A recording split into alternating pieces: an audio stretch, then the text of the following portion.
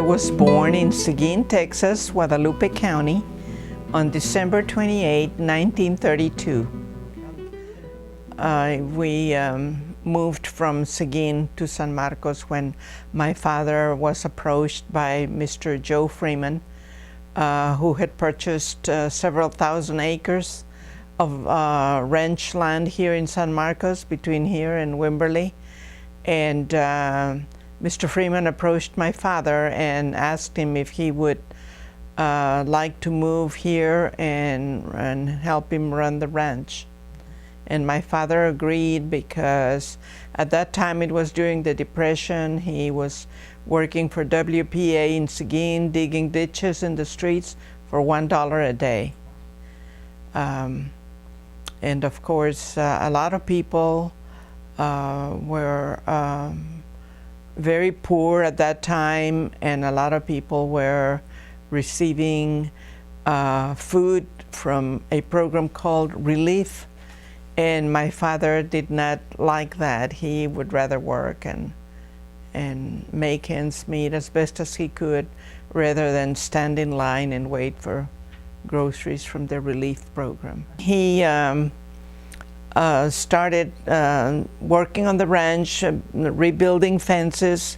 He got help. They got him some more help, and he started rebuilding fences, and eventually they started bringing in Hereford cattle. Way later on, Santa Gertrudis cattle, and of course a lot of sheep and goats, and and the horses, of course. And he would get up in the morning, feed the horses, saddle the horse, and go out and check the cattle. And he was a cowboy, I guess you could say, a vaquero. The pay was $35 a month, plus we had the roof over our head, and we had access to cow milk. We made our own butter, chickens. We had all the meat we could eat, and a garden. Grew up on the Freeman Ranch, as well as all my brothers and sisters. Yes, we grew up there, and we would come to school. Daddy would bring us, and we stayed with a family here in San Marcos, the Gonzalez family, and boarded us there with them. He would bring us on Sunday night, leave us there, and we would, he enrolled us in at St. John's parochial school, and we stayed there all week. He would come and pick us up Friday night, take us home for the weekend, and bring us back Saturday or Sunday night. The Freemans built a beautiful rock house, I guess about half a mile from where we lived. And of course they had it beautifully landscaped and all. So my job was to go out there and turn the water on and water the plants and rake the leaves and just walk around the place. And I liked to stay over there because it was a new house, it was a pretty house, the landscaping was beautiful. I developed a great love for plants and trees, and also a great love for reading, because the Freemans had a big well. It was a whole room where the water well was, and they stored books and magazines there. So I would spend a lot of time in there reading books like Reader's Digest, Kiplinger's, National Geographic, and those are the type of books that I really grew up with, and I just couldn't read enough. I developed such a love for reading, because the more I read, the more I learned about this, that, and the other. I was reading how to do budgeting and saving money and earning money when I was 9 and 10 years old. Besides making butter and our buttermilk and what have you, by the way, we were all taught how to milk a cow and ride a horse. And my father taught us to shoot a gun as well. Anyway, one of my best and happiest memories of the ranch was during the holidays when my mother would make tamales, and we would gather around the table, and some of my aunts would come and help, because it's a long process making tamales. And I learned as a child how to put the masa on the corn chuck or shuck. I have problems sometimes with my CH and SH. And cooking tamales, which, by the way, Mr. Harry Freeman loved. He couldn't wait for the holidays because he had to have some of Mom's tamales. Sure. Besides the cooking there and making of tamales, another thing was my mother and my grandmother making soap, lye soap. They used the tallow, is that what you call it, from the cows that they killed, and lye, and Lord knows what all else, but I remember it smelling really bad. I didn't like to when they made soap. But of course, I guess everybody else did, because that's what we used to wash clothes. And I remember a big old iron pot in the middle of the yard with some fire under it and boiling the white clothes so they would come out real white.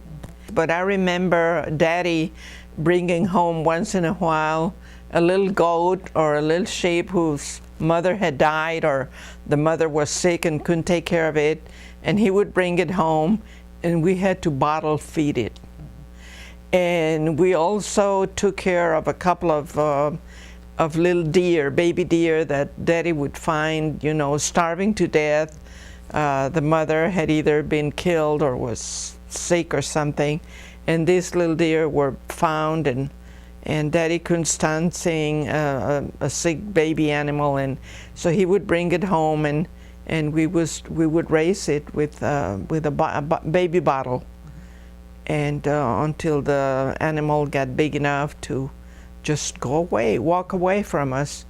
I remember I cried once because we had one and we named it Bambi, just like the one we read about in the books and all.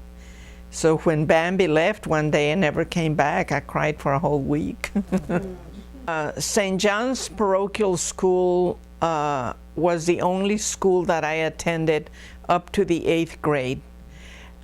When it reached the 8th grade, and that's the highest grade that they had, I should have gone to the junior high up at the university, because we didn't have a public school buildings then in San Marcos. We used university property to have our public school.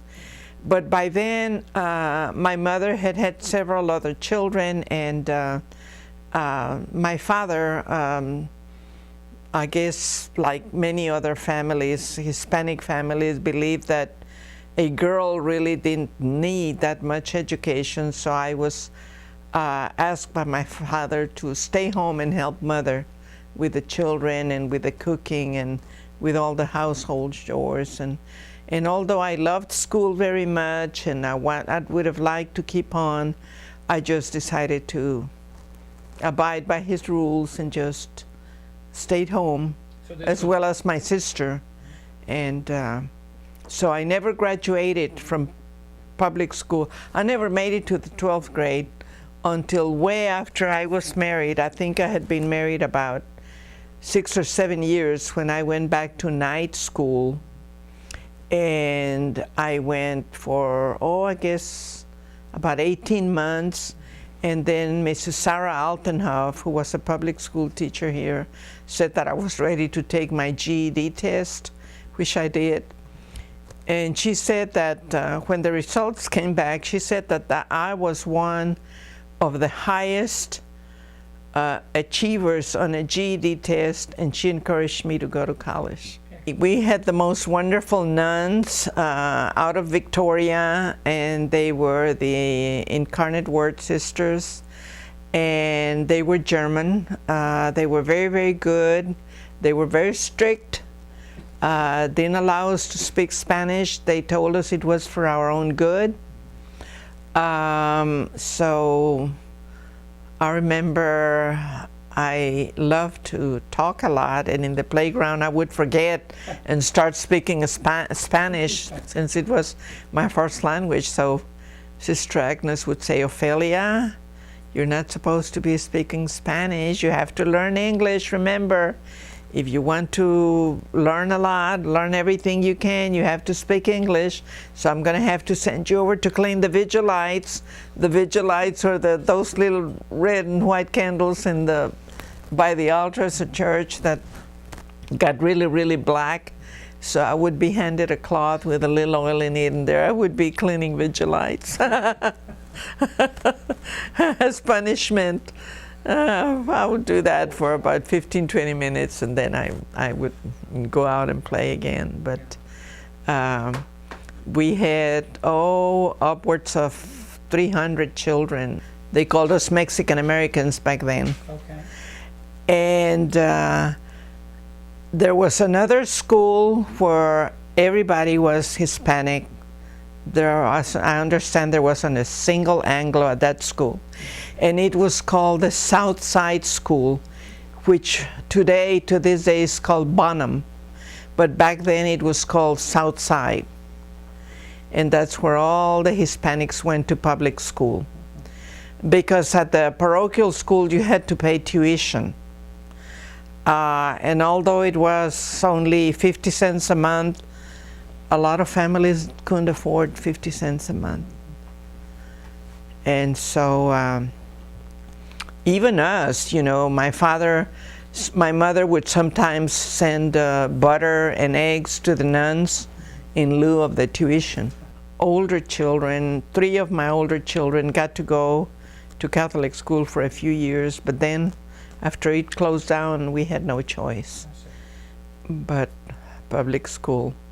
I had a couple of bad experiences with our school system. One was the fact that I felt that the cheerleader program was a little bit biased in that there were no Hispanic girls in their cheerleader program.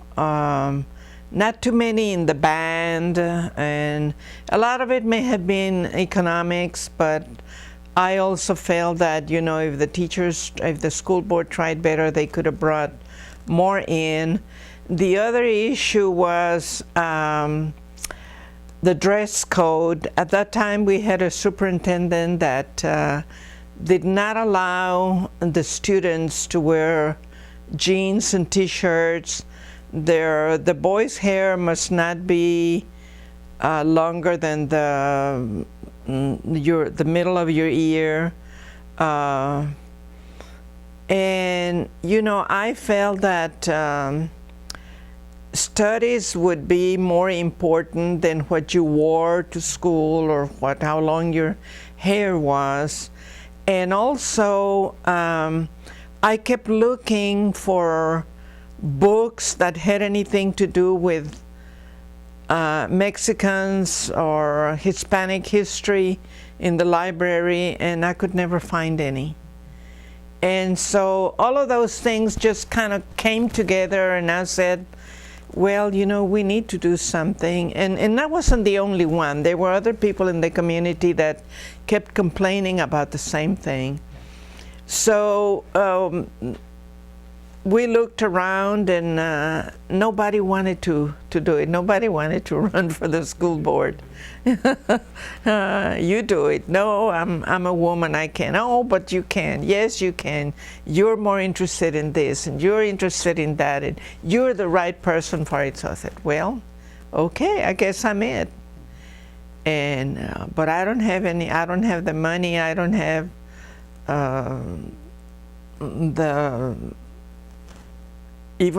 I thought about clothing. I thought about several things that I would need. Oh, we'll supply that. We'll do that. We'll help you with a campaign.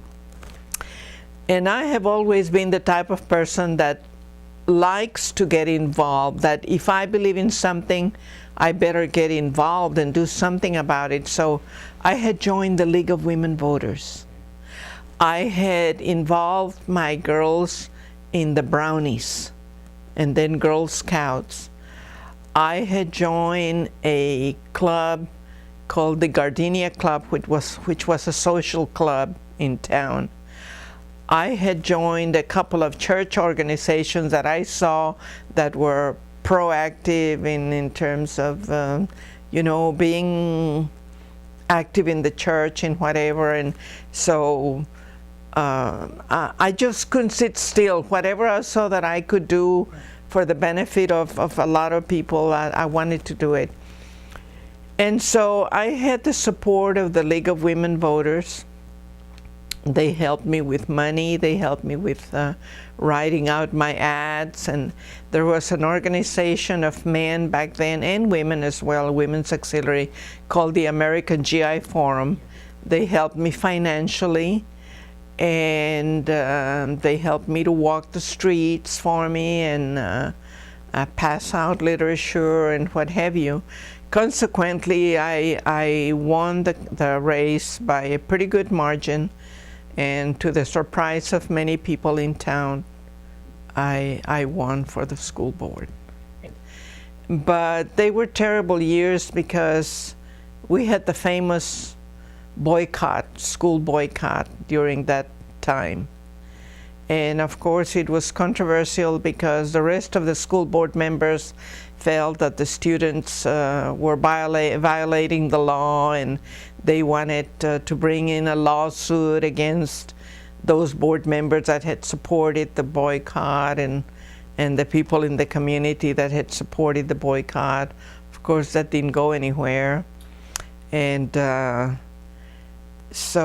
eventually we won, and things settled down, and things began to look better. They started hiring more Hispanic teachers and one counselor and more staff in the front office, and things started getting better. They started bringing in textbooks that talked about Hispanic history, and things did get a little better. Yes, 3 years was enough because it was very time-consuming for me. Some of the meetings lasted until 1 o'clock in the morning. All the discussion back and forth, and then do we get a mediator for this? Do we do this? Do we do that? And I would get home at 1:30, sometimes 2 o'clock in the morning, and I would have to look around and see if the children had done their homework. Their father was tired and already asleep, and it got to be quite a heavy load. And by then I was working full-time because we needed the money, you know, with so many children in school. And I had to get up like at 5 o'clock in the morning to get everybody ready, and then I played taxi, dropping children at high school, at junior high, at elementary, at kindergarten, and I was just running myself ragged. Half time I would work in the office at Community Action, and half of the time at the health department at the courthouse, which was under Community Action. They needed a bilingual person there, so I was it. And eventually I worked my way up to executive director. Altogether I worked 27 years for Community Action when I retired. But the Mexican American community used to have a big 16 de Septiembre celebration every year. And there used to be, where Parque Cuauhtémoc is right now, there used to be an open platform. It didn't have a roof. It was a cement slab with benches all around it, and during the celebration there used to be booths put up all around, different kinds of food booth, game booth, and a big stage where a band would play. And they had ceremonies about letting people know about the Mexican Revolution, about how we got free from Spain and all of that. And we met in the dance floor. You know, the girls used to sit on the benches, and the boys would stand, and they would come and ask the girl to dance. We would get up and dance. Then we would come, and they brought us back to our seat, put us in our seat there, and they would go back, and that's how we met. It was way different from now, because we didn't have dates way back then. Like, I never went to a movie with Joe. We never went to the movies. We never went out on a date. Oh heavens, my father would not have allowed it. He was so strict. But we wrote letters to each other. By the time we got married, I had a stack of letters this high, and so both of us did, and so then his parents went to meet my parents and ask for my hand in marriage. That was my next question. And so my father said, well, come back in 2 weeks and we'll give you an answer. So that was the protocol, you know. You didn't give your daughter away right away, you know. You had to go back for an answer. So then I would like for them to know that this community started out as part of Mexico, as part of being Spanish, and that at some point when the North Americans came, we had somewhat of a hard time for a while, but that eventually it's like the pendulum, you know, but the main thing is to be united, and hopefully all of us will be one big family, helping each other, doing for each other, not I'm better than you, but that, you know, we would all be in the same melting pot. And the reason I say that is because I see my own family. There are right now at least 8 or 9 of us intermarried into Anglo family. I have 3 son-in-laws who are Anglo, a couple of daughter-in-laws, a great number of nieces and nephews married to Anglos. So, you know, pretty soon that melting pot is going to, so many of my children are half and half, and yet I want them to be proud, like my 9-year-old grandson, who was asked in school, are you Mexican or are you Anglo? And he goes very proudly and says, I'm half and half. So yes.